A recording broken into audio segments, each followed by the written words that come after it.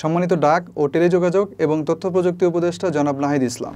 আমার আজকের ভিডিওতে বিনীতভাবে আপনার কাজের আওতার মধ্যে আসে এরকম কিছু বিষয় নিয়ে সাহায্য এবং সহযোগিতামূলক পরামর্শ দেওয়ার চেষ্টা করব। এবং আমি বিশ্বাস করি আমার আজকের এই কথাগুলো এই সেক্টরের সঙ্গে জড়িত, ওতপ্রোতভাবে জড়িত যেসব ব্যক্তিবর্গ আছেন তাদের মনের কথা এবং প্রাণের দাবি। মোবাইল ইন্টারনেট এবং ব্রডব্যান্ড কানেকশন দুইটা জায়গাতেই কিন্তু আপনাকে প্রচুর কাজ করতে হবে। অনেক কিছুই করা আছে এবং এদের মধ্যে থেকে সবগুলো হয়তো বা আপনি একত্রে শুরু করতে পারবেন না, আবার শুরু করলে হয়তো বা একত্রে শেষও করতে পারবেন না। আপনাকে প্রায়োরিটি ঠিক করতে হবে। আপনাকে প্রায়োরিটি ঠিক করে একটা একটা ধরে ধরে তারপরে আগাতে হবে। দেখেন 5G কিন্তু লঞ্চ হয়েছে এবং এটার নিলাম প্রক্রিয়াটাও শুরু হয়েছিল। এখন এটা শেষ হয়েছে কিনা জনগণকে তো আসলে ওইভাবে কিছু জানানো হয় নাই। সো আমরা এই বিষয়টা সম্পর্কে ওইভাবে অবগত না। তো আমার যেটা মনে হয় সেটা হচ্ছে 5Gর যে অবকাঠামোগত যে ডেভেলপমেন্ট, এটা করতে একটু সময় লাগবে, পয়সাপাতির বিষয় আছে। এখন আমি যেটা মনে করি সেটা হচ্ছে অ্যাটলিস্ট 4Gটা যেন আমরা ঠিকঠাক মতো পাই।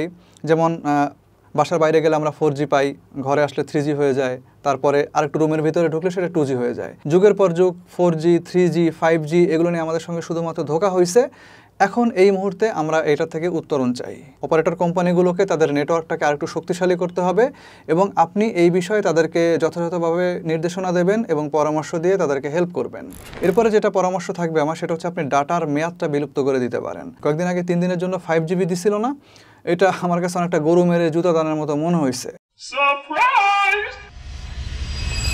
এনিওয়ে, নেটের যে অবস্থা ছিল 1GBও ঠিকমতো চালাইতে পারি নাই, তার মধ্যে ডেটটা শেষ হয়ে গেছে। এই পরিমাণ স্লো ছিল নেটওয়ার্ক। একে তো বিষয়টা হচ্ছে এরকম যে তরমুজ পিসে কিনে তারপরে কেজিতে বিক্রি করার মতো অবস্থা, তারপরে আবার টাইম ফ্রেম দিয়ে দেয় যে বিকাল 5টার মধ্যে তরমুজ খায় শেষ করতে হবে, আনলে তরমুজ তোমার কাছ থেকে আবার নিয়ে যাবো। এটা তো কোনো কথা হইতে পারে না। একটা মানুষ যদি 3GBর কোনো প্যাকেজ কেনে, তার যদি দরকার না থাকে, সে কি বসে বসে এটা চালাইতেই থাকবে? এটা কোনো কথা? সো সেবার মান বাড়ানোর জন্য আপনি যেটা করতে পারেন সেটা হচ্ছে এই ডাটা প্যাকেজটা বিভিন্ন মেয়াদে থাকুক, সমস্যা নাই। 6GB, 7GB, 10GB, 15GB, 20GB, 40GB কোনো সমস্যা নাই, বাট এটা যেন আনলিমিটেড থাকে। 10GB নেই, 50GB নেই, আর 1GB কিনি, সেটা আমি আমার প্রয়োজন মতো, আমি আমার সময় মতো যেন খরচ করার সুযোগ পাই। এটা হচ্ছে আমার একটা দাবি। আর টেলিটক, ওর তো মনে হচ্ছে নতুন করে আরেকবার জন্ম নেওয়া লাগবে। একে তো নেটওয়ার্ক ডিস্ট্রিবিউশন একটা প্রবলেম আছেই, তারপরে যেখানে আসে সেখানেও সে প্রবলেম করে। কোথাও দেখা যাচ্ছে যে কল ড্রপ করতেছে, কোথাও মানে বিভিন্ন ধরনের আওয়াজ আসতেছে, মানে স্মুথ না, ক্লিয়ার না কথাগুলা। তারপর নেট চালাতে গেলে বাফারিং তো আছেই। সো আপনি আপনার সময় সুযোগ মতো টেলিটকটাকে ঢেলে সাজানোর একটা ব্যবস্থা গ্রহণ করেন, কারণ রাষ্ট্রায়ত্ত একটা প্রতিষ্ঠান এরকম অবস্থায় পড়ে থাকতে পারে না। এটা জনগণের ট্যাক্সের টাকায় করা। সো আমরা আশা করব যে আমরা গভর্নমেন্টের যে সুযোগ সুবিধা আছে সেখান থেকে সবচাইতে ভালো সার্ভিস যেন পাই। এরপর আসেন ব্রডব্যান্ডের ক্ষেত্রে। এখানে দেখবেন যে এলাকা ভিত্তিক একটা মনোপলির সিস্টেম আছে। ওইখানে একজনই ব্যবসা করে, অন্য কাউরে ঢুকতে দেয় না। তো এটা দূর করার খুব ভালো একটা প্রক্রিয়া আছে, যেটার ব্যাপারে একটু পরে আমি আসতেছি। বাট আপনাকে তার আগে এক দেশ এক রেট যেটা চালু হয়েছিল গত সরকারের আমলে, ওইটাকে আর একটু রিভাইজ করতে হবে। তো ওখানকার টেরিফ প্ল্যানগুলোকে আপনাকে নতুন করে একটু সাজাতে হবে এবং আপনি দেখবেন যে ওখানে একটা জেনারেলাইজ করে আসলে মূলত ওই টেরিফ প্ল্যানগুলোকে সাজানো হয়েছিল। এটা ঠিক না। কারণ হচ্ছে এক একজন আইএসপির লাইন এক এক রকম, এক এক জায়গার আইএসপি এক এক রকম, এবং প্রত্যেক আইএসপি আপনাকে একরকম সার্ভিস দিবে না এবং সব আইএসপির কাছ থেকে আপনি কিন্তু সমান সুযোগ সুবিধা পাবেন না। সো আপনি যদি চিন্তা করেন যে আমি জেনারেলাইজ করে একটা বিল মানে নির্ধারণ করে দিলাম, তাহলে কিন্তু হবে না। কারণ যে আইএসপিটা খারাপ সার্ভিস দিচ্ছে তারও যে বিল, এবং যে আইএসপিটা ভালো সার্ভিস দিতেছে তারও একই বিল। শুধু তাই না, এখানে FTTC, FTTH এই দুইটার ব্যাপারে কোনো ধরনের কোনো আইডেন্টিফিকেশন নাই। যারা FTTC লাইন দিবে, যারা FTTH লাইন দিবে, দুজনের বিল যদি সমান হয় তাহলে তারা কেমনে জিনিসটাকে অপারেট করবে? আর গ্রাহক যে বিলটা দিবে এটাও কি দুজনের ক্ষেত্রে একই রকমই হওয়ার কথা? অবশ্যই না। সো এই জিনিসটা কিন্তু আমার এই ভিডিওটাতে একদম পুঙ্খানুপুঙ্খানুভাবে ব্যাখ্যা করা আছে। আমি ডেসক্রিপশন বক্সে অবশ্যই লিঙ্ক দিয়ে দিব। আপনি এই জিনিসটাকে একটু চেক আউট করবেন এবং একটু ব্যালেন্স করার চেষ্টা করবেন। আপনি ইয়াং এবং আপনি প্রযুক্তি সচেতন, অবশ্যই আগে যারা ছিল তাদের থেকে এই জিনিসগুলো ভালো বুঝবেন। তারা হয়তো এগুলো গুরুত্ব দেয় নাই, আপনি অবশ্যই এই জিনিসগুলো মাথায় রাখবেন এবং গুরুত্ব দেবেন। এরপরে গত সরকারের আমলে একটা হঠকারী ডিসিশন নেওয়া ছিল, সেটা হচ্ছে ক্যাশ সার্ভার তারা বন্ধ করে দিবে, বা দিছে অনেক জায়গায়। ঢাকাতে দেয় নাই, বা ঢাকার বাইরে খুব সম্ভবত এখন বন্ধ আছে। আপনি এই জায়গাগুলোতে একটু কাজ করবেন।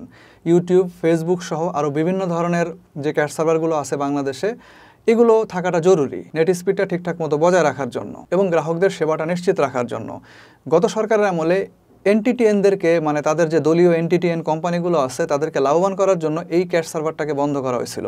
এবং এটা কিভাবে এনটিটিএনরা লাভবান হয়েছে সেটাও কিন্তু আমি আমার ভিডিওতে ব্যাখ্যা করছি, যার লিঙ্কটা ডেসক্রিপশন বক্সে দেওয়া আছে। আপনি এবং আমার চ্যানেলে যারা দর্শক আছে তারা সবাই কিন্তু ওই ভিডিওটা দেখলে স্পষ্টভাবে বুঝতে পারবেন যে আগের সরকার কিভাবে এই সেক্টরটাতে দুর্নীতি করছে। সো আমি মনে করি এই যে এক দেশ এক রেট এবং ক্যাশ সার্ভার এই দুই জায়গাতে একটু নতুন করে কাজ করার অবকাশ আছে। এরপরে প্রত্যন্ত অঞ্চল যেগুলো অর্থাৎ ঢাকার বাইরে ধরেন গ্রামগঞ্জে, ওখানে দেখা যাচ্ছে যে 500 টাকা দিয়ে 1 MB দিচ্ছে, আবার দেখা যাচ্ছে যে 1000 টাকা দিয়ে 2 MB দিতেছে। এরকম বহুত কমপ্লেন কিন্তু আমার কাছে আসে। সো আপনি এই জায়গাগুলোর দিকেও অবশ্যই একটু নজর দেবেন। এরপর আসে নেটওয়ার্ক অথবা কম্পিউটারের যে অ্যাক্সেসরিজগুলো আছে, এগুলো যে আমরা বিদেশ থেকে নিয়ে আসি, বেশিরভাগই অবশ্য চায়না থেকে আসে, যেখান থেকে আসুক, এগুলো যে আমরা বিদেশ থেকে নিয়ে আসি, আনার সময় ন্যূনতম যেন একটা কোয়ালিটি সেখানে মেনটেন করা হয়। বেশিরভাগ প্রোডাক্টই দেখবেন যে অ্যাক্সেসরিজের ক্ষেত্রে বেশিরভাগ প্রোডাক্ট হচ্ছে আপনার লো কোয়ালিটির হয়। এবং এই যে লো কোয়ালিটির যে প্রোডাক্টগুলো বাংলাদেশে ঢুকতেছে, এগুলো কিন্তু আপনি ডলার খরচ করে নিয়ে আসতেছেন বাংলাদেশে, এবং আনার কিছুদিনের মধ্যে কয়েক মাসের মধ্যে সেগুলো কিন্তু নষ্ট হয়ে যাইতেছে। ফলে যেটা হচ্ছে ক্রমাগত ডলার কিন্তু আমাদের দেশ থেকে বার হয়ে যেতেছে। আমি একটা উদাহরণ দিয়ে বলি, যেমন আগে একটা মাউস 3 বছর 4 বছর চলতো, ওই মাউসটা আমরা কিনতাম 300 টাকা দিয়া, এখন মাউস পাওয়া যাচ্ছে 150 টাকা দিয়া, ওই মাউসটা 6 মাসও টিকে না। আপনি বুঝতেছেন যে ডিউরেশনটা, টাকা দিচ্ছি অর্ধেক, কিন্তু ডিউরেশনটা কিন্তু অর্ধেকে নাই, ডিউরেশনটা অনেকখানি কমে আসছে। এভাবে করে প্রতিনিয়ত যে পরিমাণ ডলার আমাদের দেশ থেকে বের হওয়ার কথা, তার 3 গুণ 4 গুণ ডলার কিন্তু বের হয়ে যাইতেছে। এবং আমাদের দেশটা কিন্তু একটা ইলেকট্রনিক্স জাঙ্কইয়ার্ডে পরিণত হইতেছে, যেটাকে আমরা বর্জ্য বলি। সো পরিবেশের দিক থেকে চিন্তা করলেও কিন্তু এই জিনিসটা আমাদের জন্য অত্যন্ত হার্মফুল। সংশ্লিষ্ট পরিবেশ মন্ত্রণালয় হোক অথবা যে বাণিজ্য মন্ত্রণালয় হোক, যার সাথে আপনার কনসাল্ট করা দরকার আপনি কনসাল্ট করেন, এই জিনিসটার একটা সুষ্ঠু ব্যবস্থা গ্রহণ করেন, এবং যেন আমাদের দেশের টাকা দেশে থাকে, ডলার যেন বাইরে বেরিয়ে না যায় অযথা, এই জিনিসটার দিকে আপনি একটু খেয়াল করেন। অন্ততপক্ষে এই সেক্টর থেকে যাত্রাটা শুরু হোক। এবং এই সেক্টরে আপনার আরেকটা স্পষ্ট নির্দেশনা থাকতে হবে, সেটা হচ্ছে নকল এবং কপি প্রোডাক্ট যেন কেউ ইম্পোর্ট করতে না পারে। কারণ অরিজিনাল যারা ইম্পোর্টার আছে, যারা অরিজিনাল প্রোডাক্টগুলো নিয়ে আসে, ওরা কিন্তু ব্যাপকভাবে ক্ষতিগ্রস্ত হইতেছে এবং মানুষ ক্ষতিগ্রস্ত হইতেছে ওগুলো কিনা। এবং কপি প্রোডাক্টেরও কিন্তু একই অবস্থা, বেশি দিন যায় না। সো দেশের যে ডলারগুলো, এগুলো কিন্তু ক্রমাগত বের হয়ে যাইতেছে। এবং এই যে আইটি প্রোডাক্টগুলো আছে, এই প্রোডাক্টে আপনি চাইলে ভ্যাট এবং এমআরপি অ্যাপ্লাই করতে পারেন। বহুতবার কিন্তু বিসিএস থেকে এই বিষয়টাকে মনিটর করার চেষ্টা করা হয়েছে যে ঠিকঠাক মতো এমআরপিতে সব কিছু বিক্রি হইতেছে কিনা। বাট এমআরপি কে মানে, কারণ এই সেক্টরে তো কোনো ভ্যাট নাই। ভ্যাট না থাকার কারণে এখানে আরেকটা সমস্যা সৃষ্টি হয়েছে, সেটা হচ্ছে বহুত কালো টাকার মালিক এই সেক্টরে কিন্তু এখন ইনভেস্ট করার জন্য আগ্রহী। সেখান থেকে কত ইনকাম করতেছে, কত লাভ করতেছে, আপনি কিন্তু কিছুই জানতেছেন না। এটা কিন্তু কোনো অ্যাকাউন্টেবিলিটি নাই। সো যে যার মতো এখানে কালো টাকা ঢালতেছে এবং ঢালে সেগুলোকে সাদা হিসাবে, মানে আপনার ব্যবসার টাকা হিসাবে, এই সেক্টরের ব্যবসার টাকা হিসাবে দেখায় দিতেছে। এবং অন্ততপক্ষে কালো টাকার যে বিষয়টা এই সেক্টরে আছে, সেটা যদি আপনি দূর করতে চান, আপনাকে অবশ্যই ভ্যাট এবং এমআরপি নিয়ে কাজ করতে হবে। আরেকটা কথা বলি, বিটিসিএল তাদের লাইনে যে অনুটা প্রোভাইড করে, এটা খুব সম্ভবত অনুকাম রাউটার। আপনি একটু দেখবেন, এই অনুকাম রাউটার নিয়ে ইউজার মহলে কিন্তু ব্যাপক প্রতিক্রিয়া। এটা অনেকে চায় না, আবার অনেকে যারা বোঝে না কোনো কিছু, তারা কিন্তু আবার মানে চিন্তা করে যে আমি অনু এবং রাউটার একসাথে পাওয়া যেতেছি, আমার আলাদা করে রাউটার কিনতে হইতেছে না। বাট যারা একটু অ্যাডভান্স চিন্তা করে, রাউটার কিনতে চায়, নিজের মতো করে রাউটার চালাতে চায়, ওরা কিন্তু এই এক্সট্রা খরচটা করতে চায় না। আমি একটা রাউটার কিনবো টাকা খরচ করে, আবার আমি যে অনুটা নিচ্ছি বিটিসিএলের কাছ থেকে, সেখানেও একটা মানে রাউটার বিল্ট ইন আছে, ওটার জন্য আমি এক্সট্রাভাবে পে করতেছি, কিন্তু কেন?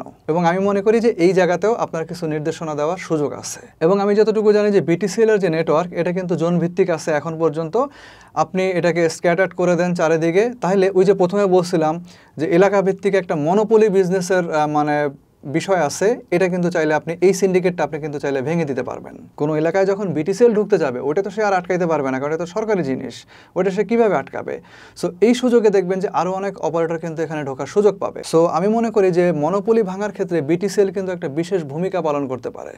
সর্বোপরি ব্রডব্যান্ডের ক্ষেত্রে এই যে তার ঝুলতেছে রাস্তায়, এইটা সম্পর্কে আপনার আশু পদক্ষেপ কামনা করতেছি। দেশকে যদি সুন্দর এবং সৌন্দর্যমণ্ডিত করতে চান, এই তার অপসারণের কোনো বিকল্প নাই। ইন্টারনেট বিষয়ক আরও কিছু গুরুত্বপূর্ণ সেবা আপনি চাইলে দিতে পারেন, যেমন জনগুরুত্বপূর্ণ এবং জনবহুল যেসব জায়গা আছে, যেমন ধরেন যে এয়ারপোর্ট, তারপরে হসপিটাল, রেলওয়ে স্টেশন, এইসব জায়গায় আপনি ফ্রি ওয়াইফাইয়ের ব্যবস্থা করতে পারেন অথবা পেইড ওয়াইফাইয়ের ব্যবস্থা করতে পারেন। ইভেন মেট্রো রেল স্টেশন এবং মেট্রো রেল চলতি পথে তারা যেন ফ্রি ওয়াইফাইটা এনজয় করতে পারে, এটার দিকে আপনার সুদৃষ্টি কামনা করতেছি।